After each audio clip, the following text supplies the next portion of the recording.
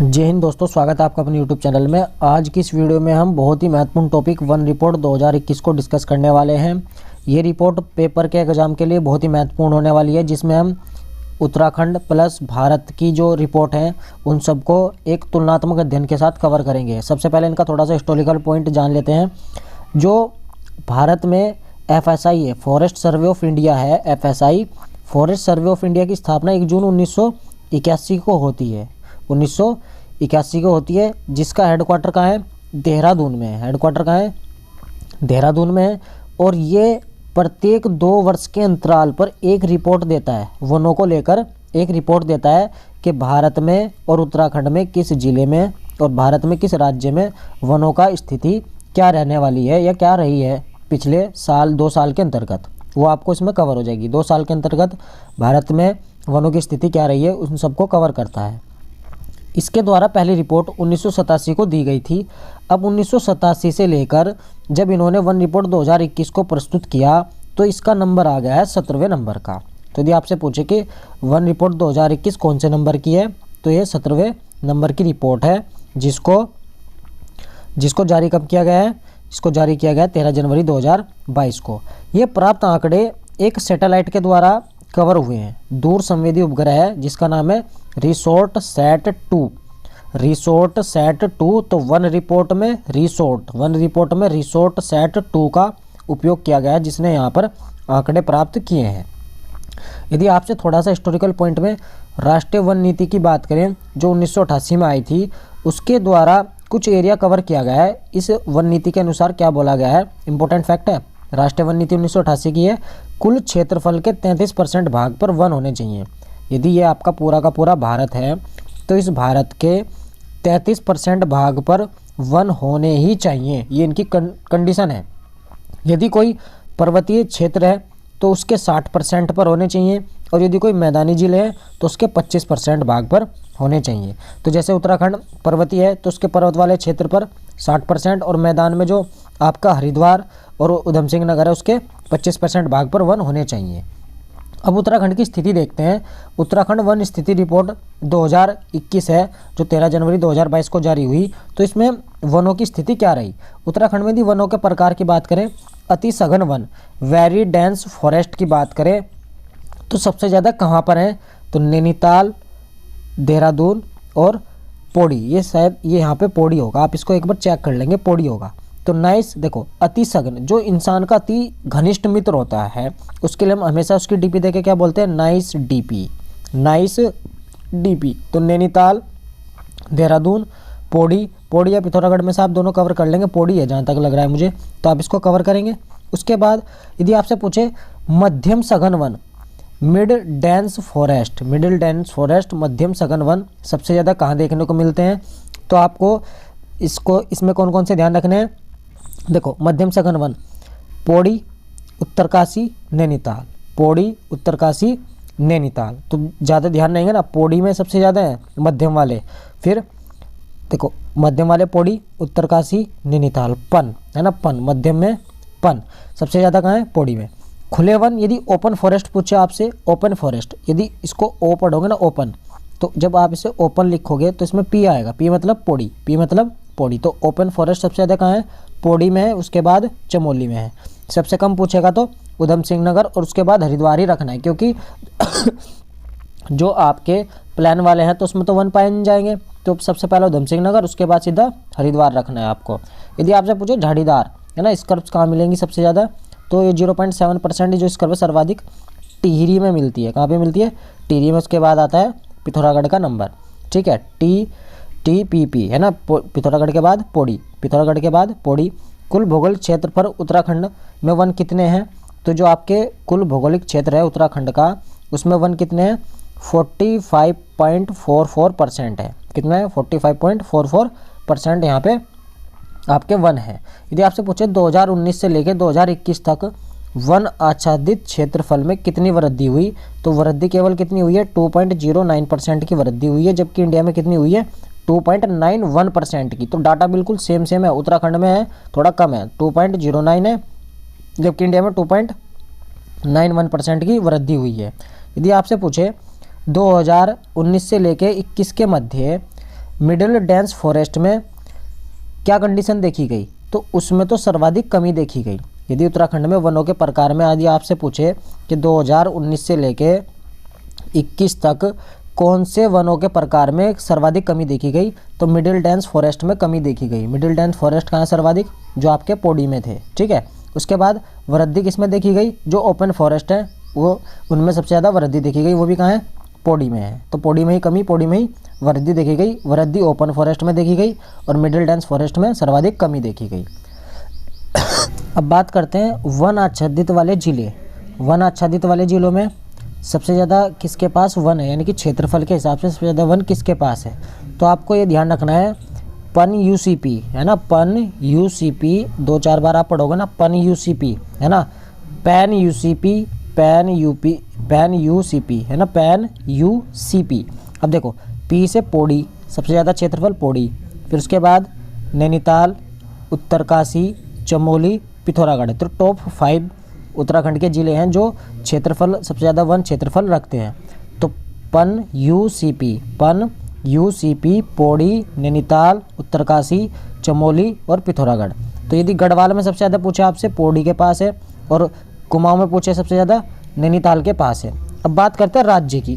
राज्य में क्षेत्रफल सबसे ज़्यादा किसके पास है, तो सबसे देखो मध्य में चल वरना काम तेरा 36 हो जाएगा। जैसे लोग बाग मध्य में चलते हैं ना सड़क के, उसे बोलते हैं कि मध्य में मत चल वरना तेरा काम 36 हो जाएगा, सड़क के किनारे किनारे चल। तो इसी में आपको ध्यान रखना है, सबसे ज़्यादा जो भारत में वन है वो मध्य प्रदेश के पास है, उसके बाद चल अरुणाचल प्रदेश के पास है, और 36 तीसरा है छत्तीसगढ़। उसके बाद बात करते हैं सबसे कम ज़िले की। सबसे कम ज़िले में यानी कि सबसे कम क्षेत्रफल किसके पास होगा, सबसे ज़्यादा आपको ध्यान रखना है 2 प्लान जो आपके ज़िले हैं, एक तो हरिद्वार, उधम सिंह नगर। तो उधम सिंह नगर में सबसे कम, उसके तुरंत बाद हरिद्वार, फिर उसके बाद छोटे छोटे रुद्रप्रयाग, चंपावत, बागेश्वर, RCB है ना, RCB, उधम सिंह नगर, हरिद्वार, फिर RCB, रुद्रप्रयाग, चंपावत, बागेश्वर। सी का मतलब चमोली मत लगाना क्योंकि छोटे छोटे होंगे सबसे कम क्षेत्रफल देखने में। यदि भारत में राज्य की बात करें तो सबसे कम जो वन है वो हरियाणा है। कहने को हरी है लेकिन हरियाली नहीं है, हरियाणा। फिर उसके बाद इसी का पड़ोसी पंजाब, और फिर सबसे छोटा जो भारत का राज्य गोवा, उसमें भी बहुत कम क्षेत्रफल है वनों के हिसाब से। सर्वाधिक वन प्रतिशत वाले वो तो थे हमारे क्षेत्रफल में, अब है प्रतिशत में। क्या आपको क्षेत्रफल भी देखना है और उसका एरिया कितना कवर हो रहा है परसेंटेज के हिसाब से वो भी देखना है। तो इसमें सबसे ज़्यादा जो वन देखने को मिलते हैं हमें NCPR है ना, नाइस PR है ना। देखो प्रतिशत में हम प्रतिशत में 100% कोशिश करते हैं सबको, सबके प्रति क्या रखें हम, नाइस PR रखें ना, क्या रखें, नाइस PR। अब नाइस PR से नैनीताल, चंपावत, पौड़ी, रुद्रप्रयाग, और तीसरा हो जाएगा, पांचवा हो जाएगा आपका टिहरी। तो नाइस PR ध्यान रखना है, नैनीताल, चंपावत, पौड़ी, रुद्रप्रयाग, टिहरी। राज्यों में ध्यान रखना है, राज्यों में प्रतिशत के लिए हम अक्सर किसका शब्द का यूज करेंगे, मैम का। तो मिजोरम, अरुणाचल प्रदेश, मेघालय, मिजोरम, अरुणाचल प्रदेश, मेघालय, मिजोरम, अरुणाचल प्रदेश, मेघालय। 3 से 4 बार आप इसको रिलेट करेंगे, याद होगा पक्का। मैम, मैम के लिए मिजोरम, अरुणाचल प्रदेश, मेघालय, मिजोरम, अरुणाचल प्रदेश, मेघालय, ये हो जाएंगे आपके राज्यों में प्रतिशत के हिसाब से। अब यूटी की बात करें, यूनियन टेरिटरी यानी कि केंद्र शासित प्रदेश में सर्वाधिक प्रतिशत वृद्धि किसमें हुई है, तो लक्षद्वीप में हुई है, इन्होंने अपना अच्छा लक्ष्य प्राप्त किया है। दूसरा अंडमान निकोबार, ये दोनों केंद्र शासित प्रदेश हैं। आप पूछ सकता है ना यूटी में सर्वाधिक वन प्रतिशत वृद्धि वाले, क्योंकि इंसान सबसे ज़्यादा किन्हें पढ़ता है, राज्य पढ़ लेता है, जिले पढ़ लेता है। अब यदि आपसे पूछे केंद्र शासित प्रदेश में 1% वृद्धि, तो आपको क्या लगाना है, वहाँ लक्षद्वीप लगाना है।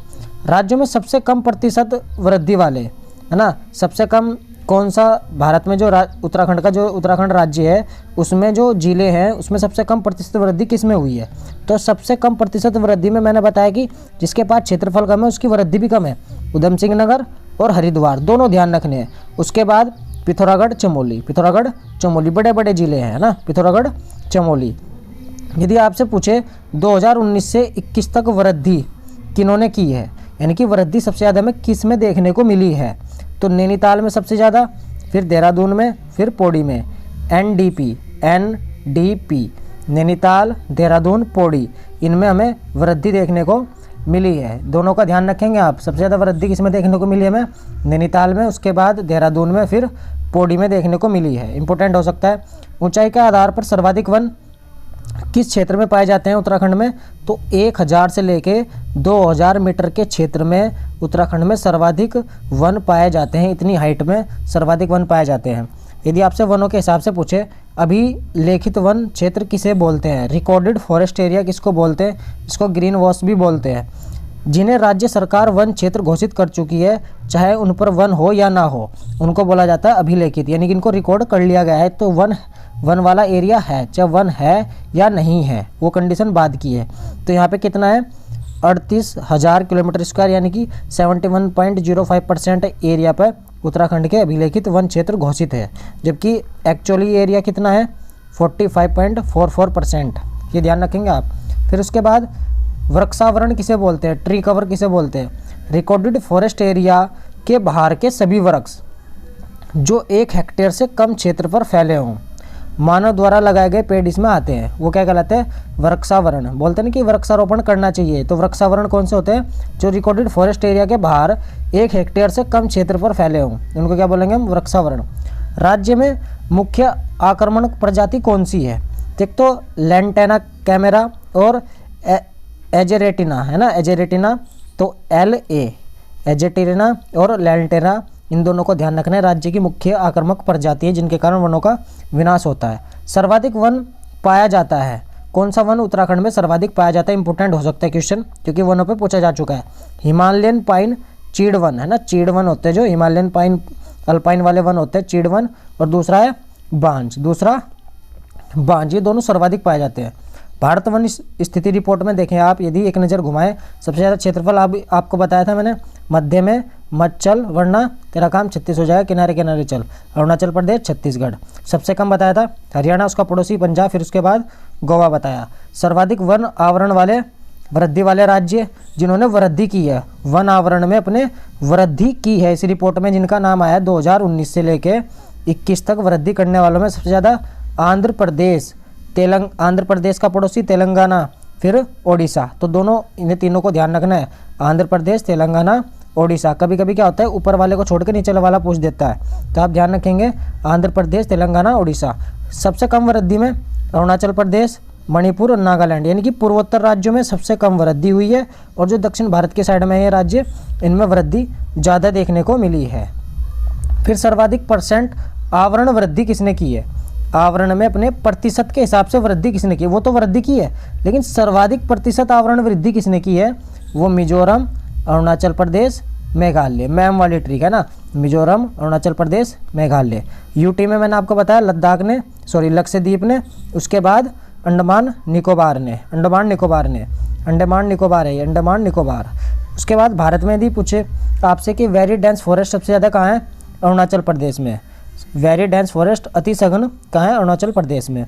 मिडल डेंस फॉरेस्ट कहाँ है, मध्य प्रदेश में। और ओपन फॉरेस्ट भी कहाँ है, मध्य प्रदेश में। तो वेरी डेंस यानी कि अति सघन वन कहाँ पर है, अरुणाचल प्रदेश में। तो अति सघन के लिए आप ध्यान रख सकते हैं, अरुणा के साथ आदमी अति सघन है, इसलिए इसके साथ जाना पसंद करेगा कहीं पर भी, है ना। राज्य में यदि बात करें तो राज्य में मैंने अति सघन में बताया था नाइस डीपी करके, नैनीताल, देहरादून, और इसको पौड़ी पढ़ेंगे, क्या पढ़ेंगे, पौड़ी। उसके बाद मिडिल में बताया था पन, मिडिल में क्या बताया था, पन, पौड़ी, उत्तरकाशी, नैनीताल। और ओपन फॉरेस्ट में जब ओपन पूरा लिखोगे तो पौड़ी आएगा। ये राज्य के हिसाब से था। अदर में क्षेत्र में सबसे बड़ा टाइगर रिजर्व कहाँ है, नागार्जुन सागर श्रीशैलम, जो आपके आंध्र प्रदेश में इंपॉर्टेंट है, याद रखेंगे। नागार्जुन सागर श्रीशैलम कहाँ पर है, जो क्षेत्र में सबसे बड़ा टाइगर रिजर्व है, आंध्र प्रदेश में है। उसके बाद प्रतिशत के अनुसार सबसे बड़ा टाइगर रिजर्व कौन सा है, तो पक्के टाइगर रिजर्व कहाँ है, अरुणाचल प्रदेश में। देखो इसे भी आप एपी लिखोगे, अरुणाचल प्रदेश को भी एपी लिखोगे, तो एरिया तो एपी में ही है, लेकिन सबसे बड़ा टाइगर रिजर्व नागार्जुन है, नाग है, और प्रतिशत के हिसाब से पक्का है ना, परसेंटेज में पक्का है। मैग्रोव वनस्पति क्षेत्र 2021 यदि आपसे पूछे, इसमें क्या डाटा रहा है, तो 17 किलोमीटर स्क्वायर की वृद्धि देखने को मिली है 2019 से 2021 तक आते आते कितने किलोमीटर की, 17 किलोमीटर स्क्वायर की। अब इसमें मैग्रोव वनस्पति कौन सी होती है, मैग्रोव वनस्पति वो है जो आपकी नदी गंगा किनारे दलदली भूमि में पाई जाती है। तो मैग्रोव वनस्पति में सबसे पहला स्थान आता है पश्चिम बंगाल का, क्योंकि सुंदरवन का डेल्टा भी वहीं है और सुंदरी वन भी वहीं पाए जाते हैं। तो मैग्रोव वनस्पति भी सबसे ज़्यादा कहाँ डेवलप होती है, पश्चिम बंगाल में। दूसरा नंबर आता है गुजरात का, किसका आता है? गुजरात का। और तीसरा अंडमान निकोबार का। वृद्धि में यदि बात करें कि वृद्धि किसने की है, ठीक है, क्षेत्रफल इनके पास है, लेकिन वृद्धि किसने की है? वृद्धि करने वाले में सबसे पहला स्थान आता है ओडिशा का, दूसरा आता है महाराष्ट्र का, तीसरा आता है कर्नाटक का। तीसरा किसका आता है? कर्नाटक का। अब आपको दो सन ध्यान रखने हैं। एक तो ध्यान रखना है 1894 का। ये 1894 का सन वो है, ब्रिटिश काल में भारत की पहली राष्ट्रीय वन नीति आई थी। ब्रिटिश काल की पहली राष्ट्रीय वन नीति आई थी। तो स्वतंत्र भारत की कब आई थी? स्वतंत्र भारत की वन नीति पहली कब आई थी, वो आपको कमेंट बॉक्स में छाप देनी है। आज की वीडियो में इतना ही, फिर मिलते हैं नेक्स्ट वीडियो में नए टॉपिक के साथ। तब तक के लिए जय हिंद, जय भारत।